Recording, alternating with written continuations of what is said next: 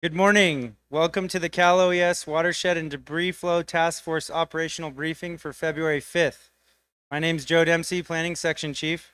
Please silence your devices and take side conversations away from the briefing area.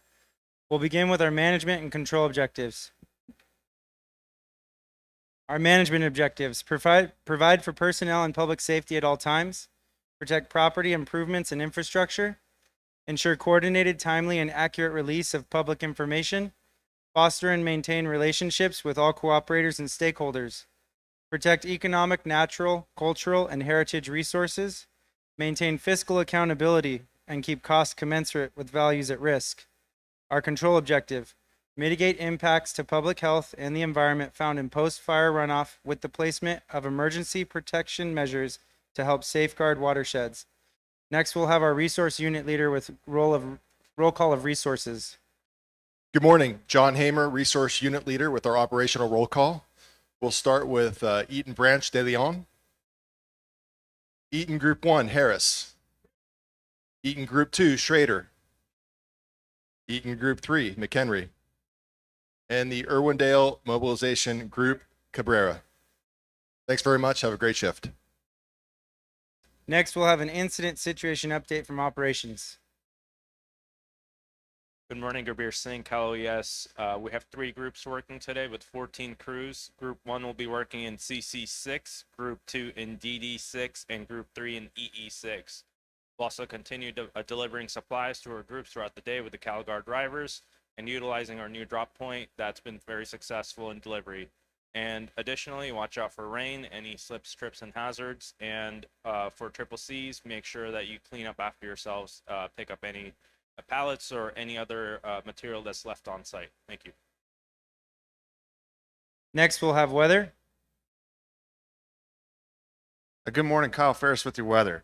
So that first wave of moisture came in last night and bringing about a 1/10 of an inch of rain over the Eaton fire area. So a little bit underperforming of what was predicted, but so a better thing for us. For today, light drizzle will remain over the Eaton fire area for most of today, bringing about another 1/10 of an inch of rain in the next 24-hour period. Today's max temperatures will be in the high 50s to low 60s. The winds will be starting out light and then switching about 5 to 10 out of the southeast later this afternoon.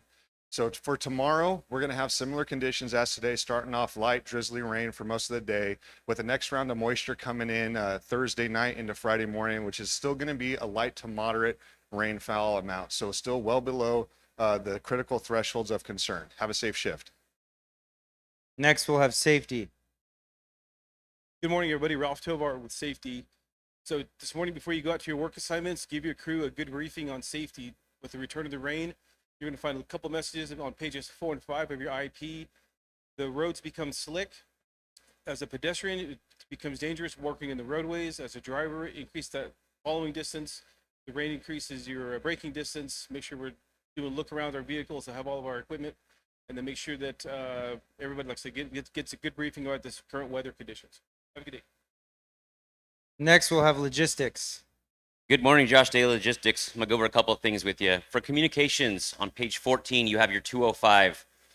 If you're going to report anything, I need you to be on LA Command V3. That's Victor 3. If you have anything in the field that you need to report to us, vice versa, if we have something we need to report to you, it will come over that channel. If we have a weather thing that we need to tell you there's an emergency, we will come over Victor V3. Which leads me to medical. If we have a medical emergency and you need to report it, you need to turn to page 16, which is the medical plan. That box 8 is the reporting procedure. You need to report that. That's the 9 line. When you do your breakouts after this, outside of this tent, you need to go over and find out where mountain medics will be. It will be between the 3 groups that you see on the map behind me. They will be parked between the 3 groups, and that is your ALS coverage. Within camp, you heard about supply. That is on the east end of this camp by the Triple C's tents back there. So if you need PPE for your crews, go back there and please get it and have them brief out on what they will need out in the field.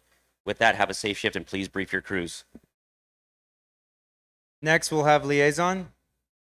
Good morning. My name's Steve Walker. I'm one of the liaisons here with the incident. We will be having a 11 o'clock cooperators meeting right here, so please come and join us. Thank you. Next, we'll have the agency representative from the Triple C's. Good morning, everybody. Juan Mercado is CCC agency representative. Today will be a full force. All the other crews came out from R&R. We did have 2 crews that arrived yesterday. They got added to Group 1 and 3, and we're working on getting one more resource for Group 2. Thank you. In this report. Last, we'll have closing comments from the incident commander. Good morning, everybody. Yesterday was an extremely productive day, so great job yesterday. We have full force today, so let's continue to be efficient out there, work safely, and have a good shift. Thank you. Thank you. That will conclude our briefing. Don't forget to unsilence your devices, and breakouts will be outside the briefing area. Have a safe shift.